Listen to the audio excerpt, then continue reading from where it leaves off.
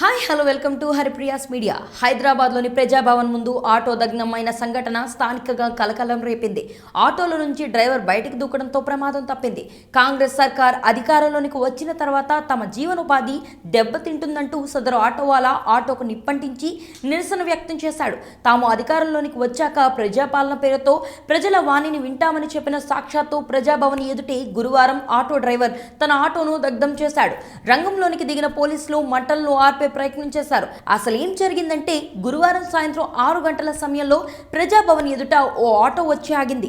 అందులోంచి దిగిన driver ఆటోపై petrol పోశాడు. అనంతరం జేబులోంచి అగ్గిపెట్టె తీసి నిప్పంటించాడు.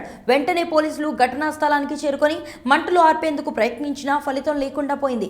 అప్పటికే ఆటో నుంచి మంటలు చెలరేగడంతో పూర్తిగా కాలిపోయింది. అనంతరం ఆటో డ్రైవర్ కూడా మంటల వైపు వెళ్తుండగా వెంటనే పోలీసులు అతన్ని పక్కకు లాగేశారు. రోడ్డుపై వెళ్తున్న ఇతర ప్రయాణికులు ఈ దృశ్యాన్ని చూసి షాక్ గురయ్యారు.